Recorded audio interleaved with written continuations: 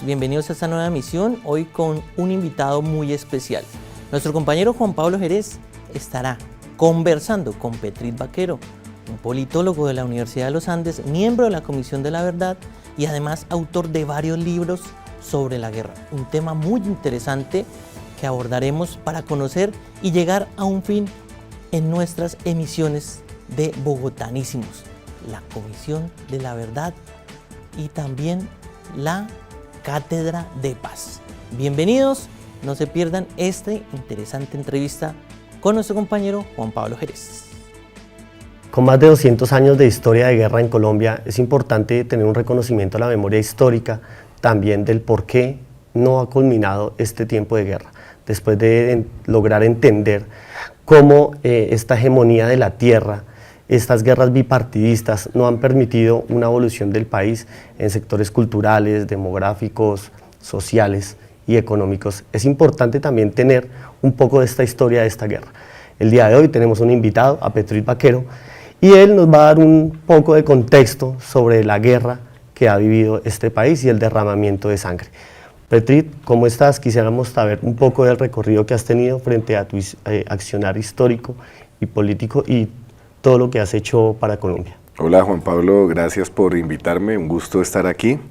Y pues bueno, yo soy historiador y politólogo ya desde hace bastantes años, pues bueno, todo es relativo, pero desde hace un buen tiempo me incliné al estudio de la cultura popular y por supuesto de las expresiones de violencia, del conflicto armado, otras manifestaciones también violentas políticas que han existido en la historia de Colombia y América Latina.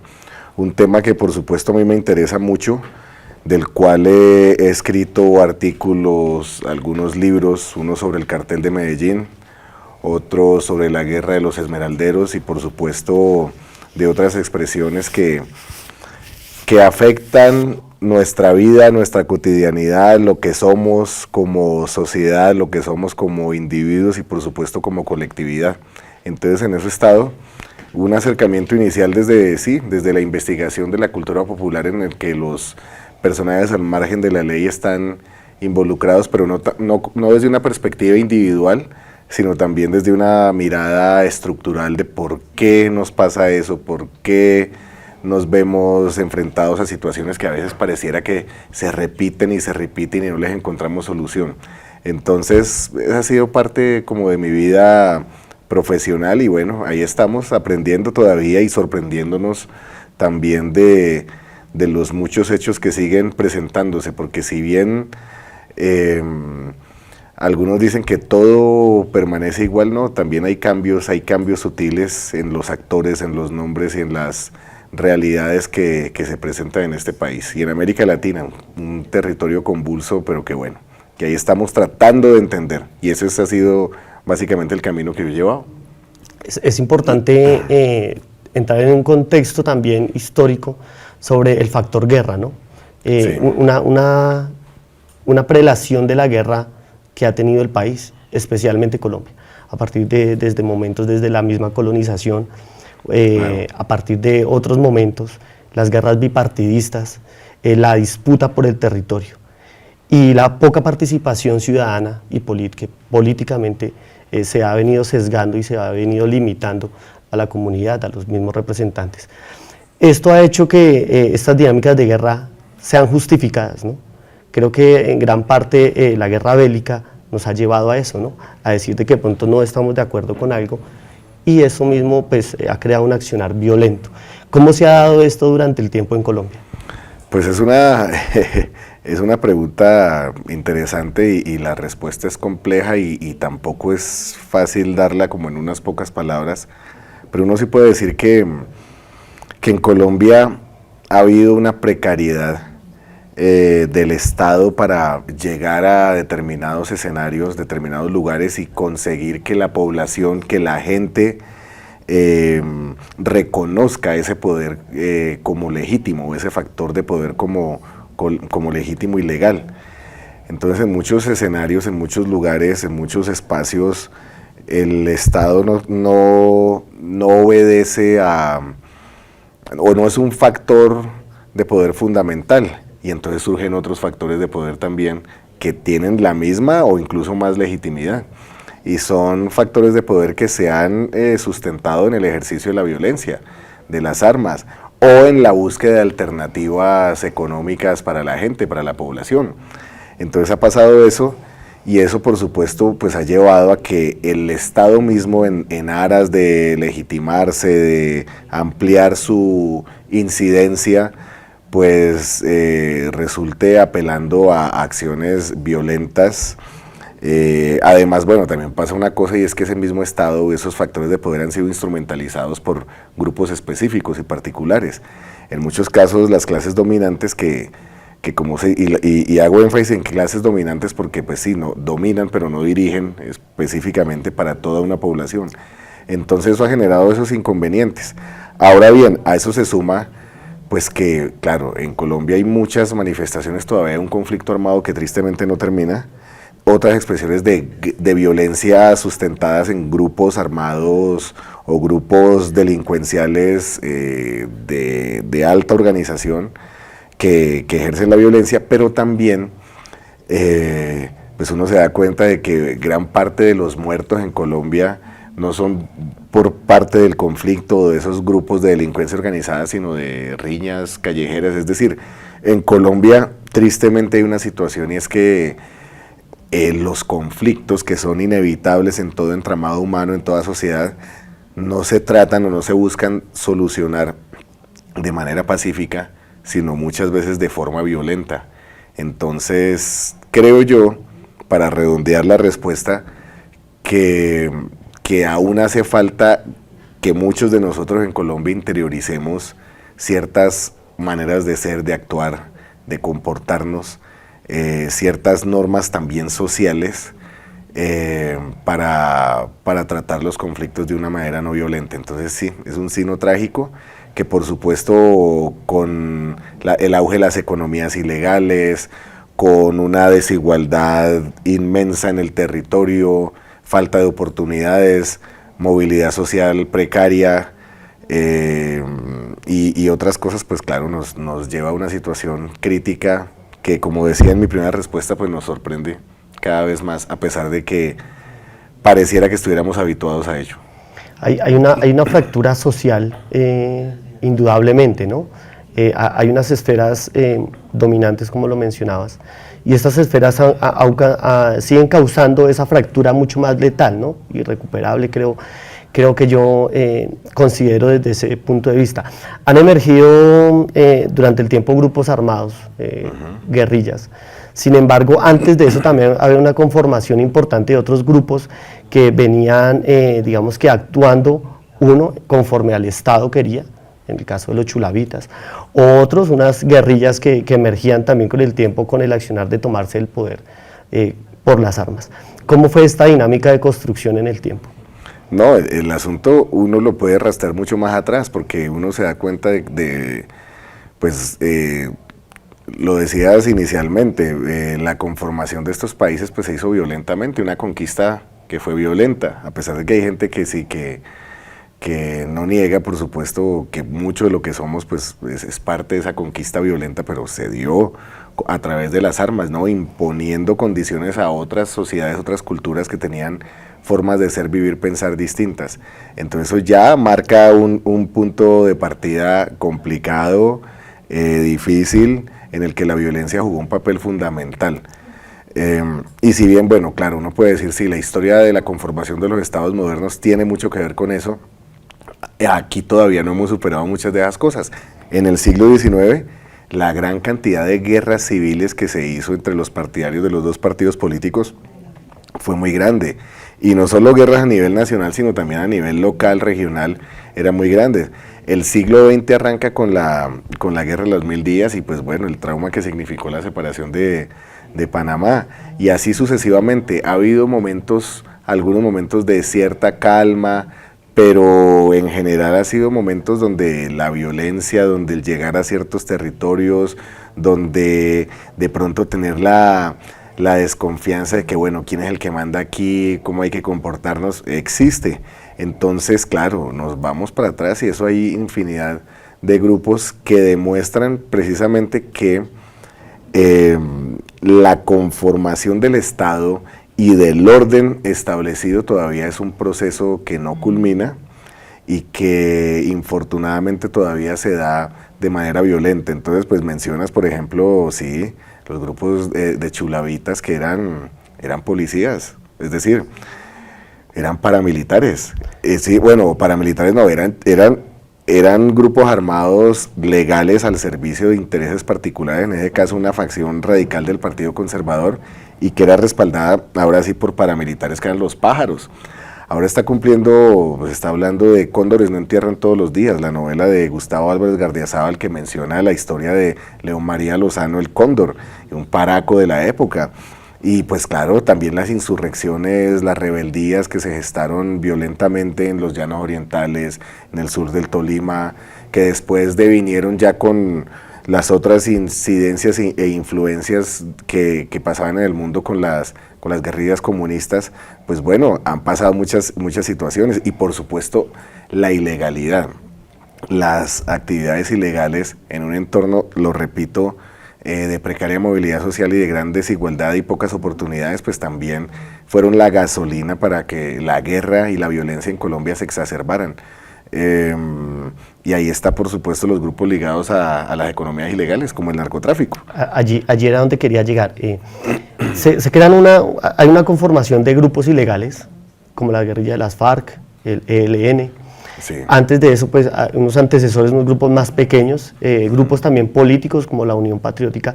Hay un punto de que se desencadena la violencia como tal, en la matanza de las bananeras, en el año, sí, en el 28. Y esto hace que haya una mayor letalidad en sentido de la conformación de grupos. Se crean estos grupos y con el tiempo aparece el narcotráfico como una fuente de financiación de estos grupos. Sí. Usted es especialista en el tema del narcotráfico, lo ha estudiado durante toda su vida, creo yo. Entonces, ¿cómo funcionó este mecanismo en el que el narcotráfico financia y le cambia esa visión a estos grupos que inicialmente querían tomar el poder de una manera más defendiendo al ciudadano, defendiendo de pronto al pueblo, pero se termina confundiendo en gran parte esa visión que tenían sobre el narcotráfico? Pues esa pregunta me hace acordar de una declaración que hizo el fiscal Barbosa, el fiscal general, hace poco, porque por ahí salió una noticia de que la cocaína había reemplazado al petróleo, o estaba a puerta de reemplazar al petróleo como el principal producto de exportación de Colombia. De hecho, a mí me sorprende que no sea el principal producto de exportación de Colombia, porque creo que desde hace mucho tiempo lo es. Colombia desde 1976 es el primer productor de cocaína a nivel mundial, y más o menos desde mediados de los años 90 es el principal productor de hoja de coca. O sea, en los tiempos dorados de los carteles de Cali y Medellín, Colombia no era el principal productor de hoja de coca, pero sí de cocaína, importaban de Bolivia y Perú, y bueno, todo eso. Esa es una historia sobre la que se ha escrito mucho, y hay infinidad de artículos, de libros, de escritos. Ahora bien, ¿qué decía Barbosa? Estaba afirmando, pues claro, Barbosa tiene intenciones políticas, entonces estaba afirmando que Colombia ya no es exportador de alegría y yo no sé qué cosas, sino de cocaína y bandidos. Y estaba sorprendido por eso. Yo digo, que el fiscal general diga eso, o sea, yo digo, el fiscal general no sabe en qué país vive, ¿en serio? Colombia desde hace mucho tiempo es el principal exportador de cocaína y bandidos a la lata. Vean lo que pasó con el candidato presidencial en Ecuador, un comando de colombianos que se notaba que tampoco eran muy expertos en el tema, y lo que pasó en Haití, que ese sí era un comando de hombres especializados y curtidos en el ejercicio de la violencia y la guerra, y vea lo que pasó. Eso sí era una cosa impresionante, y así en muchas otras cosas. Entonces, hay que decir que el narcotráfico y la economía del narcotráfico es lo que ha sacado a flote, siendo sinceros, gran parte de lo que es este país, lo que es Colombia. Es una economía ilegal cuyo éxito y cuyos grandes rendimientos vienen precisamente de esa ilegalidad, de la guerra contra las drogas, y precisamente por esa ilegalidad, pues muchos de los que se han involucrado en eso son delincuentes, y delincuentes que en Colombia, que es un país violento, que tenía conflicto armado, pues tenían experiencia en el ejercicio de la violencia. Yo recuerdo, por ejemplo, la guerra del Marlboro de 1973 entre contrabandistas antioqueños o las guerras verdes entre grupos esmeralderos. Ya eran organizaciones violentas, con capacidad para sostener confrontaciones grandes y con permanencia en el tiempo. Muchos de esos grupos después devinieron en organizaciones narcotraficantes, entonces su lógica, sus maneras de actuar eran violentas. Entonces eso pues ya marcó una situación. Con respecto a las guerrillas, claro, antes cuando estaban de moda, digamos, esos términos en los años 60 y 70, se hablaba de causas objetivas de la violencia y causas subjetivas. Las causas objetivas eran la desigualdad, la pobreza, la falta de oportunidades, la falta de desarrollo en el campo, los problemas de la tenencia de la tierra, ¿no? Digamos una situación concreta, ¿no? Pero también se hablaba de causas subjetivas, y entonces ¿cuáles eran las causas subjetivas? Pues el influjo de la Revolución Cubana, de la Unión Soviética, el contexto de la Guerra Fría, que hacía que por supuesto la rebeldía buscara un sistema político distinto al que había en el país, ¿no? Y eso pasó.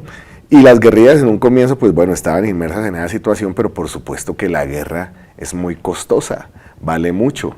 En un principio las guerrillas no querían involucrarse con el narcotráfico, al que de todas formas muchos consideraban un contrabando más lucrativo, pero simplemente eso, pero no querían involucrarse por ciertas circunstancias que había, y me recuerda cuando Vito Corleone tampoco quiso meter en el narcotráfico, en El Padrino 1, el que no la haya visto la recomiendo.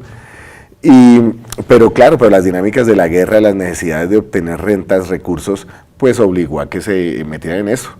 Como decía Antonio Caballero, el notable periodista y escritor colombiano, pues eso es lo que mueve la economía colombiana, y por supuesto que la guerra pues también se tiene que financiar, y se financia con el narcotráfico, que es lo que a uno le genera grandes cantidades de dinero.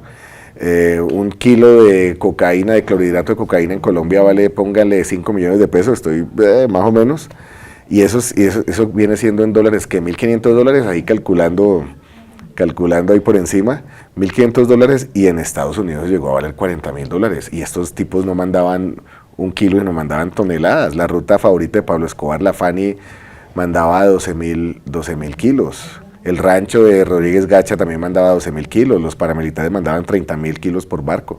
Entonces, pues claro, eso es una cosa impresionante. Pero ahora, y me estoy adelantando, estamos en una situación complicada, y es que no se está comprando coca en las zonas cocaleras de Colombia. Y lo que parece que está pasando es que el negocio nos los están quitando, lo estamos perdiendo, y se está cultivando coca en otros lugares donde cultivaba antes, o en nuevos lugares. Pero sobre todo, el valor agregado no está en el cultivo de coca, sino en la fabricación de clorhidrato de cocaína. Y eso también como que lo están empezando a hacer en otros lugares masivamente. Ya perdimos las rutas internacionales con los mexicanos, y ahora estamos perdiendo pues nuestra ventaja comparativa, que era la situación geográfica y bueno, y otras cosas para producir cocaína. Entonces, claro, esa es una situación muy complicada, porque muchos de estos grupos que obtenían recursos y rentas, y además dinamizaban la economía de muchos territorios, pues están quedando sin recursos. Y entonces la búsqueda de recursos, como sea, pues también pueden generar una mayor lumpenización de la violencia, y eso es terrible, porque entonces empiezan a pelear por chichiguas, y grupos que ya hay gente que ya lleva muchos años acostumbrados a actuar violentamente, a lograr sus objetivos violentamente. Entonces estamos en una situación muy complicada, tristemente, y que todavía pues vemos muy reciente, entonces que todavía no tenemos tanta claridad de lo que vaya a pasar en poco tiempo. Estos tiempos de guerra en los que el narcotráfico, la violencia están presentes durante tanto tiempo en Colombia, es importante también hablar sobre el desplazamiento forzado que han causado esta misma guerra. Tantos campesinos retirados de su territorio por el poder hegemónico del territorio como tal, por las rutas del narcotráfico, por el poco accionar político del Estado, representación, o mucho accionar del Estado también, ¿no? Sí. Que el Estado también puede que le interese liberar ciertos territorios, porque esta violencia se convirtió en un negocio también. durante tantos años, desafortunadamente se ha vuelto un negocio, se ha vuelto hasta costumbre para Colombia muchas veces la guerra, y más nosotros alejados de esos territorios en los que ha ocurrido el desplazamiento. Este desplazamiento, ¿qué afectación ha tenido en la población como tal? No, pues tremenda, ha transformado al país por completo, y el desplazamiento no es una cuestión reciente, sino histórica. Lo hablábamos en una respuesta anterior, cuando me refería a las guerras civiles, a los conflictos.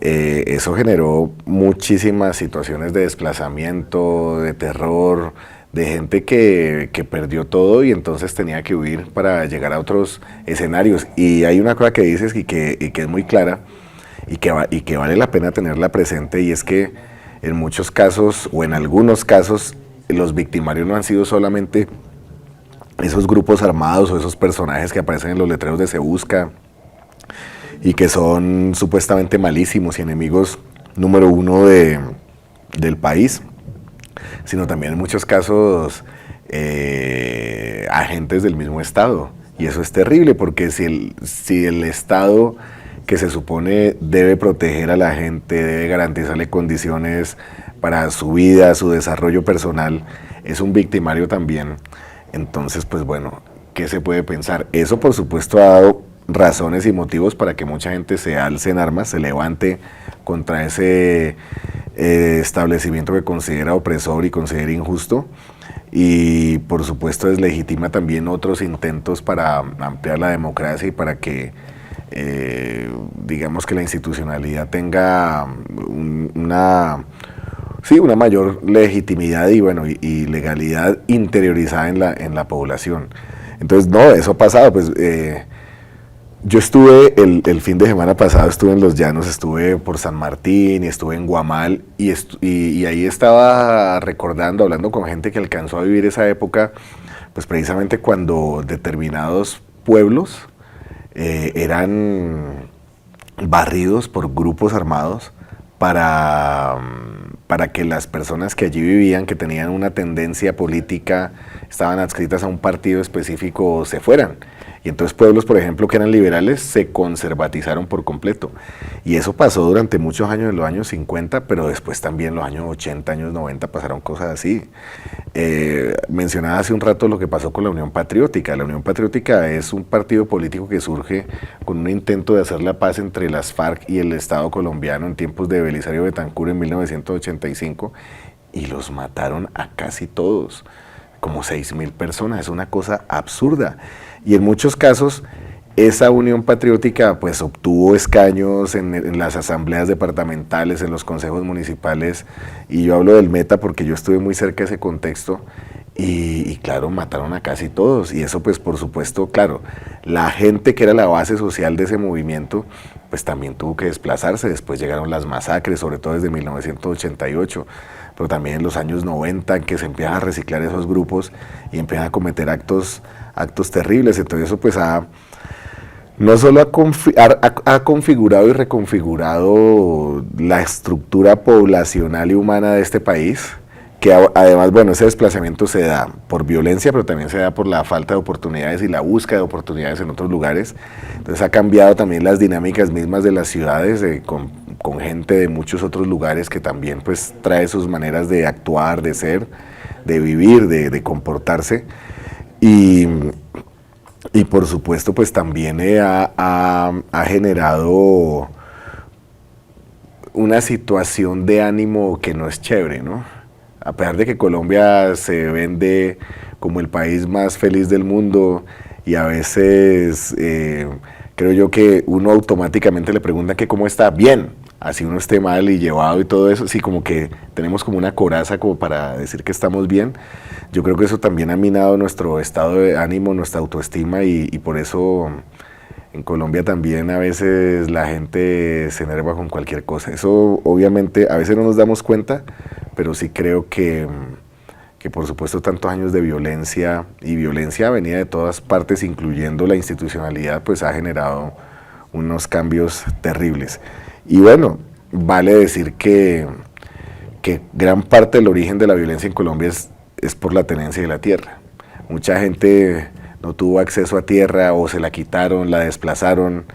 El Estado, y lo mencionabas, a veces con megaproyectos, con cosas que se están planteando desde arriba, ignoran las dinámicas de vida de mucha población. Entonces no hagamos una hidroeléctrica y saquemos a toda la gente, y si no la sacamos a las buenas, la sacamos a las malas, y eso ha pasado históricamente. Entonces definitivamente, pues como queda en evidencia, es una respuesta muy compleja que tiene muchas aristas, muchas reflexiones que se suscitan, pero que evidentemente pues han reconfigurado nuestra sociedad, nuestro país, y por supuesto tienen mucho que ver con lo que somos y con nuestros estados de ánimo, que en serio no son los mejores, tristemente. Claro, nos enseñan por lo regular en muchas ocasiones en que la palabra primero que uno está en el imaginario es ¿cómo está? Está bien, y de pronto eso es ocultar un poco la realidad, pero es algo que nos enseñan a todos, ¿no? Nuestras familias nos dicen... Automáticamente respondemos así. Sí, está bien, y eso de pronto ha contrarrestado una realidad que ocurre, ¿no? Hay una falta de la presencia del Estado en el territorio colombiano, y no solo porque consideramos que la presencia del Estado es a nivel militar, hay una falta de presencia a nivel educación, a nivel salud, a nivel cultural, y pues obvio en el sentido a nivel militar. Claro, y por eso grupos armados copan esos espacios que debían haber sido del Estado, y eso es una cuestión que entonces genera dificultades por el reconocimiento y la legitimidad de ese orden establecido, o que se pretende establecer. Qué pena la interrupción. Una última pregunta. ¿Esta falta de Estado ha hecho que esta guerra sea cambiante, o que siga considerada la misma guerra durante tanto tiempo para el periodo actual? Yo creo que las causas estructurales siguen siendo las mismas, pero por supuesto las dinámicas, los nombres y las situaciones son otras.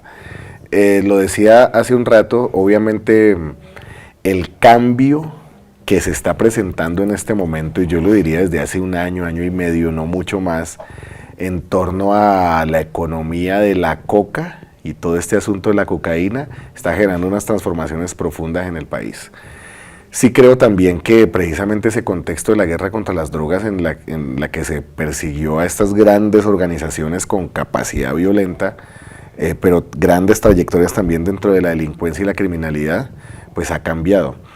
Una cosa era Gilberto Rodríguez Orejuela, o don Diego, o don Berna, o Pablo Escobar, del que se cumplen ahora 30 años de su muerte, o Carlos Leder, o Rodríguez Gacha, o Fidel Castaño, o Carlos Castaño, y otras son los personajes que están ahora, en muchos casos que son herederos de ellos, pero que no tienen esa gran trayectoria en el mundo delincuencial, y eso ha generado de cierta manera una lumpenización también de las expresiones de violencia. No hay unas lógicas como a largo plazo, sino en el corto plazo, y son pequeños grupitos. Un tipo con 5 hombres armados ya es un factor de poder importante con el que hay que sentarse a dialogar y a negociar, y eso está siendo muy difícil. En este momento, claro, venimos de varios acuerdos de paz y varios procesos de desmovilización de grupos. Uno, bueno, los de los años 80, que creo yo fueron exitosos, y en ese contexto fueron exitosos, pero también el de los paramilitares, de las AUC, que fue cuestionado por muchas cosas, y el de las FARC, que también fue cuestionado por otras cosas. Y pues tristemente lo que vemos es que, a pesar de que sí, que se desarman muchos hombres y muchas personas armadas, violentas, pues hay otros que se reciclan, que no creen en esos procesos, que vuelven a armarse, que vuelven a intentar manejar un discurso político, pero cuyos intereses en muchos casos son netamente económicos, pero pues tampoco uno puede decir esto es esto absolutamente y esto es esto absolutamente. Entonces es una situación muy difícil. Por ejemplo, de las FARC, uno podría decir que hay 3 grupos disidentes grandes, fuertes, y que están actuando violentamente y disputándose con otros grupos el control de las rentas en los territorios, que eso implica el control de las personas en los territorios. el ELN se ha expandido de manera impresionante, y por supuesto todos estos reductos de los paramilitares y los grupos armados de los narcotraficantes, los machos, los rastrojos, los pachenca, los puntilleros, los caparrapos, el clan del Golfo, la oficina de Envigado, ahora llamada oficina del Valle de Aburrá. Entonces es un asunto difícil. Ahí, o sea, el gobierno, y yo lo aplaudí, yo escribí incluso un artículo en El Espectador sobre eso, hablando de la paz total. Yo decía que aquí en Colombia siempre se ha llegado a acuerdos por debajo de la mesa con grupos delincuenciales. Pablo Escobar para salir de la cárcel de la Catedral, con las AUC para dar de baja a Pablo Escobar, las AUC no, con los Pepes que después dieron origen a las AUC, con las mismas AUC por debajo de cuerda que ellos dicen que no les cumplieron, con algunos grupos esmeralderos para que dieran información contra Rodríguez Gacha y el cartel de Medellín, la denominada gobernabilidad en Medellín, bueno, muchas cosas, siempre, pero yo decía, la diferencia es que los acuerdos van a ser por encima de la mesa, la gente va a saber qué es lo que se está negociando, pero hemos visto que tristemente esos procesos de negociación están estancados, tienen muchas dificultades, o sea, se habla de cese al fuego, pero de pronto hay un atentado, una masacre o un secuestro, entonces sí, veo que la situación está muy complicada y bueno, yo soy optimista, yo apoyo todo este tipo de iniciativas por la paz, pero creo que todavía los funcionarios del gobierno y muchos de los analistas pues no tenemos claro qué es lo que uno puede esperar y de qué manera tratar de negociar y llegar a acuerdos con estos grupos. Entonces la situación es difícil y compleja, pero bueno, no perdamos el optimismo y no perdamos la alegría de que vamos a poder construir la paz no como un estado inamovible, inmanente, sino la paz como un proceso de construcción en el que los conflictos los podamos tratar de manera no violenta. Ojalá en algún momento Colombia llegue a ese nivel, pero estamos lejos de conseguirlo. Petrit, para nosotros es gratificante haberte tenido acá en nuestro programa Bogotanísimos, en nuestro programa Cátedra de Paz. Es importante para la ciudadanía entender estas dinámicas de guerra por las cuales ha pasado históricamente el país, y estamos invitados para una próxima emisión en la cual vamos a hablar con lo que finalizabas tu intervención, es de cómo fue el tema de los acuerdos de paz. Entonces los esperamos para una próxima emisión. Muchísimas gracias por habernos escuchado y nos vemos en la próxima emisión. Gracias. Adiós. Que estén bien.